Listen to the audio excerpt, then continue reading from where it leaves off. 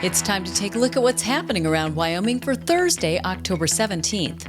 I'm Wendy Corr, bringing you headlines from the Cowboy State Daily newsroom, brought to you by the Cowboy State Daily Morning Show with Jake. From 6 a.m. to 10 a.m. Monday through Friday, Cowboy State Daily's Jake Nichols brings to life the latest news, weather, sports, and in-depth conversations that matter to you. Well, it's not every day that weather forecasts predicting 7 to 13 inches of snow causes homeowners to stand up and cheer. But Cowboy State Daily's Renee Jean was in the Wagon Box restaurant in Story when the patrons, weary from their battle with the nearby Elk Fire, saw the updated weather forecasts coming across their smartphones. We were all just kind of enjoying our dinner and chit-chatting, and then I heard notifications going off and people looking at their phones, and it was the National Weather Service in Billings releasing their updated snowfall totals, 7 to 13 inches. People were just like exclaiming, and it's great, and oh man, I hope it's even more than that. But not because they cared about the nearby ski resort. They were all glad because it might put a damper on this Elk Fire that they've been living with now for 3 weeks. The volatile and unpredictable fire has so far burned more than 92,000 acres and is only 28% contained. The snow is expected to be a huge help to the firefighting effort. A defense attorney and a judge indicated Wednesday that a 24-year-old man accused of bludgeoning his mother to death in January is sane enough to face prosecution. Israel Melvin was charged January 10th with 1 count of second-degree murder after police found his mother dead on the floor of her home with severe trauma to the back of her head and her body covered by gasoline-soaked blankets. Cowboy State Daily's Claire McFarland reports that after several failed competency tests, Melvin's public defender says his client is now sane enough to face trial. Brandon Booth, the defender, was clear, like, I'm not asking for a second opinion. He's doing well. He's understanding me. We can probably handle this, signaling that Israel Melvin is competent to participate in this prosecution and to face trial. The judge did not make a ruling Wednesday on whether Melvin is competent to face trial, but Booth's characterization of Melvin's improved state indicates that he will be found competent to fight the murder charge. Well, if a certain Wyoming mule deer doe could talk, she'd have an incredible survival story to tell about how she just barely escaped the catastrophic Elk Fire. Cowboy State Daily's Mark Hines says not only does she have the burn marks to prove it, the doe also managed to get her 5 to 6 month old twin fawns out unscathed. I talked to a gentleman who has some rural property there outside of Sheridan. I think it was the night of October 5th that fire made that huge explosive run. A day or two after that, this doe showed up on his property, and she has burn marks or singed hair all the way down her flank, which indicates that she got out, like literally must have been sprinting right ahead of that fire or perpendicular to it. She's got 2 of this spring's fawns, and the guy said they look fine. They don't have any marks on them. So maybe mom took a hit put herself between her babies and the fire. You know, it makes you wonder how many animals weren't that fortunate. Earlier this month, other Sheridan area residents spotted a large herd of elk bailing down out of the mountains ahead of the flames. It's hoped that the elk will have plentiful forage in the lowlands to get them through the winter. The anti-abortion community of Casper came out to a city council meeting Tuesday night to voice their concerns about alleged harassment and violence they said they've been subjected to while protesting outside an abortion clinic.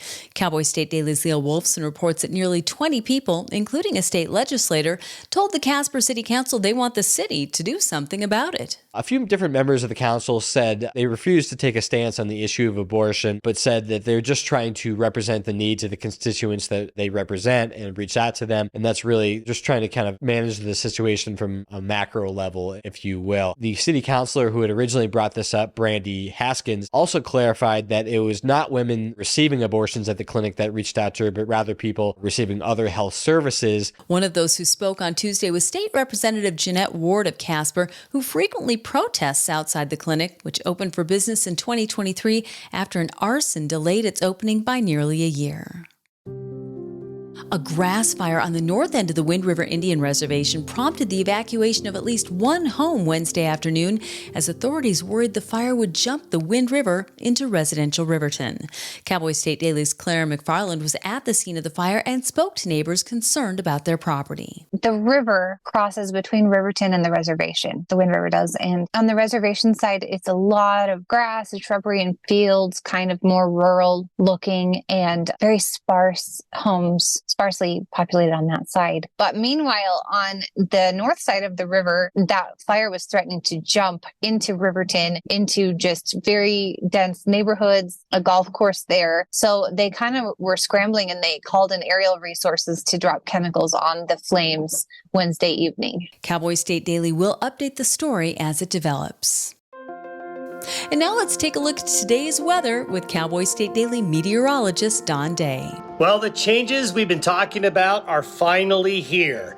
Showers and cooler weather are moving into western areas of Wyoming, Utah, and into eastern Idaho. And today, and especially tonight into Friday, as cold air gets pulled into the system, we're going to see significant snow in Wyoming's mountains, in particular the Bighorns and the Wind Rivers, Wyoming's northwest mountains, the Beartooth, and then eventually by Friday into the southern mountains of the state.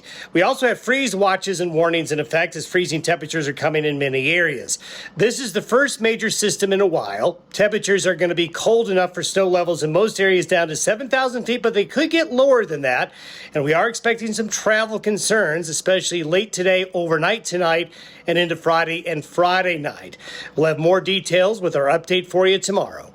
You can get Don's full forecast on the Cowboy State Daily website. I'll be back in just 20 seconds with more news. When we say community is the heart of Hilltop, we're talking about a team of bankers committed to improving the place we call home. A team that shows up every day to help businesses thrive and gives back to our neighbors through time, attention, and service. We're inspired by the way our bankers give back because that's one of the many qualities that makes us truly a community bank. Hilltop Bank, member FDIC, equal housing lender. Wyoming's lone member of Congress said she's heartbroken over the devastating wildfires that have burned more than 600,000 acres across the Cowboy State this fire season. Now with the volatile and obstinate elk and pack trail fires that are making national headlines, having burned about 180,000 acres combined, Harriet Hageman is pointing at a 23-year-old rule pushed by former President Bill Clinton as the culprit. That's according to Cowboy State Daily's Greg Johnson. Harriet Hageman says that this huge wildfire season in Wyoming and across the rest of the West really goes back more than 20 years to the Roadless Act that President Clinton championed back in 2001. Basically, it took another 58 million acres out of play for people to be able to do things on, including having motorized vehicles on most of those lands. People haven't been able to get back in there and reduce those fuel loads to go in there and manage those lands to help prevent some of the wildfires. Hageman's family homestead near Hartville also burned in the 29,000-acre Pleasant Valley fire earlier this summer. Well, if his colleague hadn't barked at him to get down, a Rock Springs Police Department officer would have been shot by a 9mm bullet Monday evening. Cowboy State Daily's Claire McFarland reports that Kevin Lorenzen was arrested on suspicion of aggravated assault and reckless endangering after shooting at officers from inside his home. There's been a lot of episodes of this person basically saying the neighbors are trying to kill me. And so they hear of a disturbance, they show up, the neighbors say, oh, he's pacing, he's carrying something, he's shirtless, they're knocking at the door. Officer Garrettson shines her flashlight in the home just one more time, just to make sure nothing's going on. And the way she reported it later, she was looking down the barrel of a gun. He was allegedly pointing the gun at her. And so she screams, get down. And Officer Minery gets down just as the bullet flies past. If Lorenzen is convicted, he could face up to 10 years in prison on an aggravated assault charge and up to 1 year in jail on a reckless endangering charge. Colorado voters will decide November 5th whether to ban mountain lion hunting there.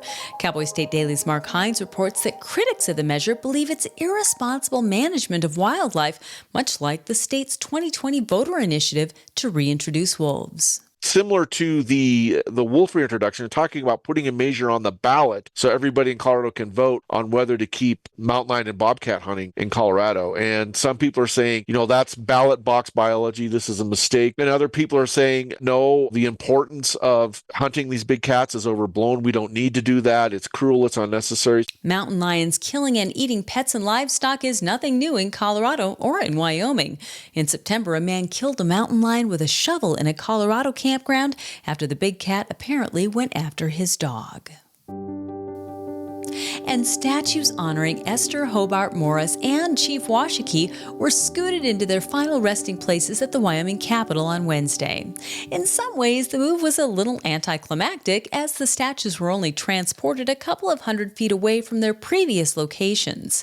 But politics reporter Leo Wolfson spoke to State Auditor Christy Racinas, who believes the move was still significant. Although that might not seem like a super exciting development for most people, it was a big deal for State Auditor Christy Racinas, who's kind of overseeing this project to move the statues to a more visible location in the Capitol. A number of people had expressed concern and complained that the statues that used to be located outside of the Capitol were kind of being tucked away in a hard-to-see place at the Wyoming Capitol building. Racinas believes that these statues will be in a much more public location and really given the respect that they deserve at the Capitol building. Morris was a leader in Wyoming's suffrage movement, which eventually led to the Cowboy State becoming the first in the Union to grant women the right to vote.